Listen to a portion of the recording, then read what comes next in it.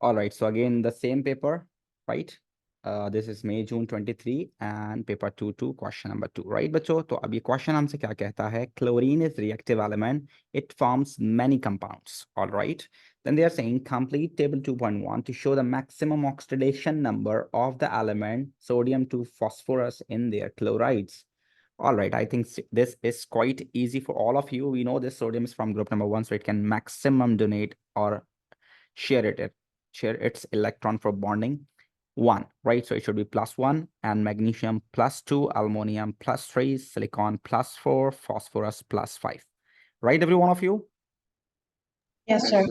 Then the next part they are asking state what determine the maximum oxidation number of element in period 3. Yes, bachcho, which? The number of outer electrons.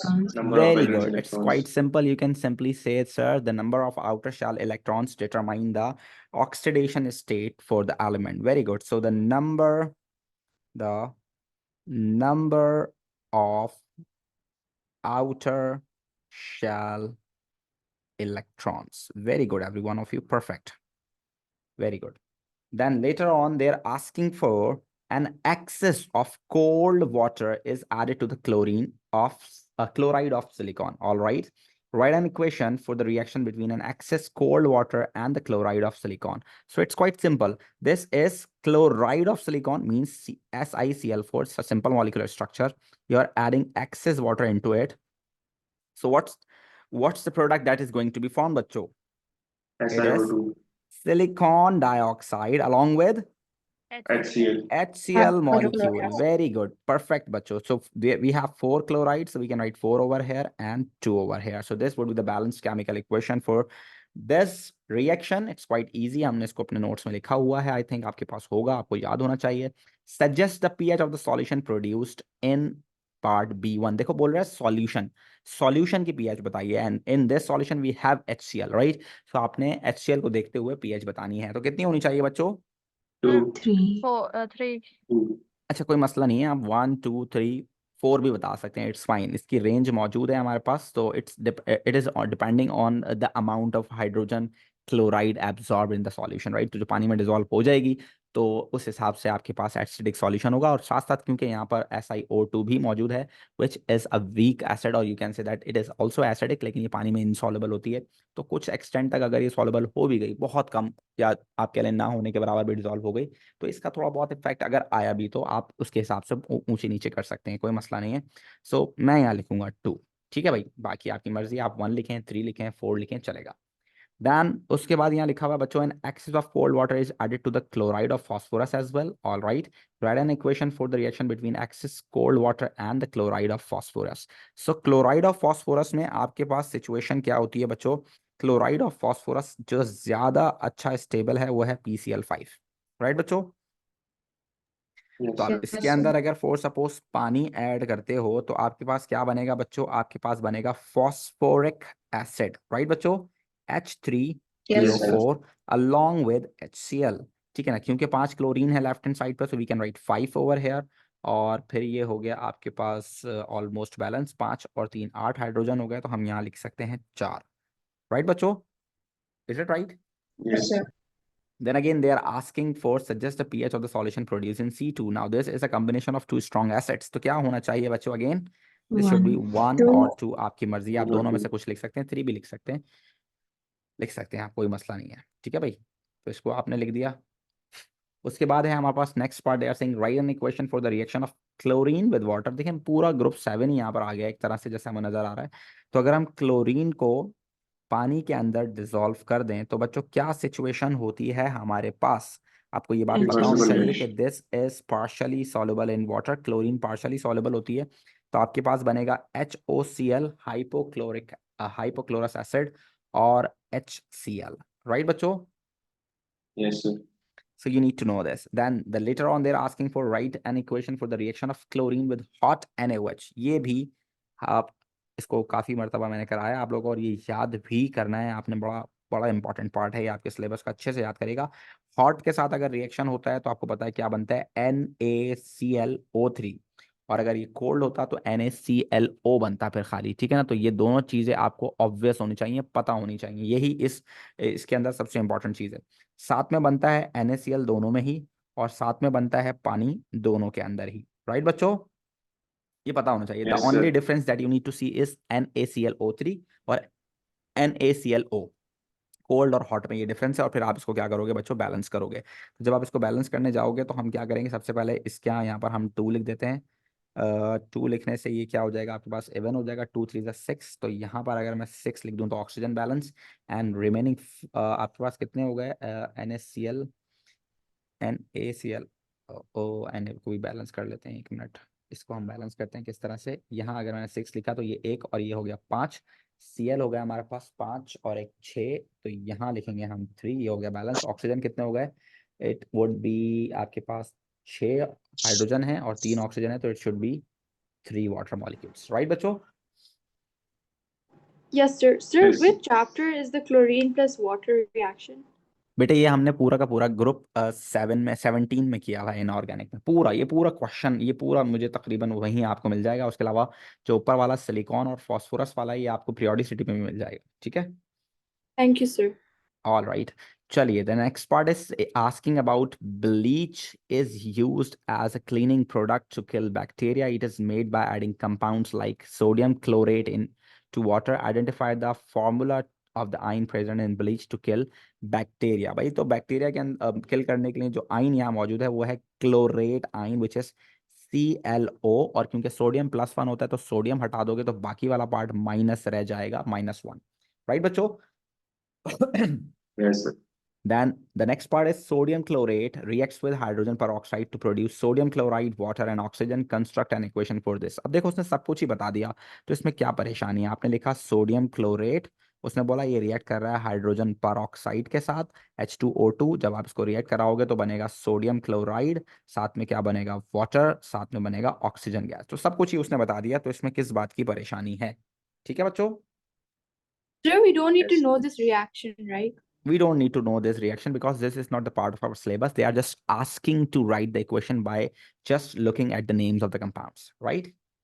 Yes, sir. वो Thank you. हमारी chemical equation लिखने की जो skill है ना उसको check करना चाह रहा है इसमें, इसलिए उसने सब कुछ बता दिया, हमने जस्ट फॉर्मूला करेक्ट करके लिखने। A sample of bleach W contains an unknown concentration of sodium chlorate.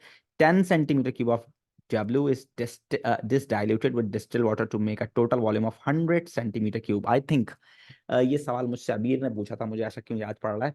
And then 25 centimeter cube of diluted bleach is added to an excess hydrogen peroxide. The volume of gas produced is measured under room temperature. Under room conditions, the experiment repeated an average 25 centimeter cube of bleach solution produced 42 centimeter cube of gas, right? Calculate the concentration in gram per decimeter cube of sodium chlorate. Okay, it's quite easy question, I think. सबसे पहले तो आप देख लो कि इसके अंदर gas कौन सी बन रही है आपके पास। तो the only gas that is producing is oxygen over here. तो आप देख सकते हैं कि उसने बोला है आपके 42 सेंटीमीटर क्यूब आपके पास ऑक्सीजन गैस बनी है। तो इससे आप मोल्स निकाल सकते हो ऑक्सीजन गैस के बाय डिवाइडिंग इट थ्रू 24,000, ठीक है ना। किसी भी गैस के अगर वॉल्यूम आपको गिवन हो तो आप उसको 24,000 से डिवाइड कराओ, अगर सेंटीमीटर क्यूब में हो तो 24,000 से डिवाइड कराओ, आपके पास मोल्स आ जाएंगे। कितने मोल्स आ रहे हैं बच्चों, जल्दी से बताओ। 1.75 times 10 to the power of -3. 1.75 10 raised to the power -3 moles आपके पास आ रहे हैं किसके, ऑक्सीजन के। अब हमें क्योंकि मास और कॉन्सेंट्रेशन जो भी निकालनी है वो सोडियम क्लोरेट की निकालनी है, तो हम उनका रिलेशन लगाएंगे according to the equation this should be equal. अच्छा, इसको इक्वल के साथ साथ आपको यहाँ देख लेना है कि हमारी इक्वेशन बैलेंस्ड है या नहीं। अगर हमारी इक्वेशन बैलेंस्ड होगी तभी हम रिलेशन लगा सकते हैं, अदरवाइज रिलेशन बनता नहीं है। तो आप देखें, सोडियम दोनों तरफ 1 है, क्लोरीन दोनों तरफ 1 है, ऑक्सीजन दोनों तरफ 3 है, हाइड्रोजन दोनों तरफ 2 है, तो ऑलरेडी बैलेंस्ड है।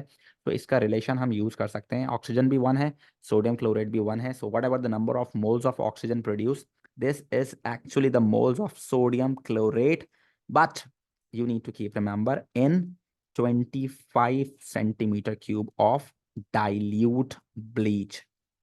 ये आपने याद रखना है कि इसी के अंदर 1.75 10 raised to the power -3 moles आपके पास मौजूद हैं। इनिशियली आपके पास जो था 100 सेंटीमीटर क्यूब का सॉल्यूशन था, यानी कि जो आपने 10 सेंटीमीटर क्यूब ब्लीच पानी में डाइल्यूट करके 100 सेंटीमीटर क्यूब बनाया था तो वो 100 था। अभी आपके पास आए हैं 25 में। सो 25 में अगर आपके पास बच्चों 25 सेंटीमीटर क्यूब में अगर आपके पास मोल्स कितने हैं 1.75 10⁻³ तो 100 सेंटीमीटर क्यूब में डेफिनेटली इसके 4 टाइम्स ग्रेटर होंगे। तो जल्दी से इसको 4 से मल्टीप्लाई करा के मुझे बताओ क्या आंसर आ रहा है।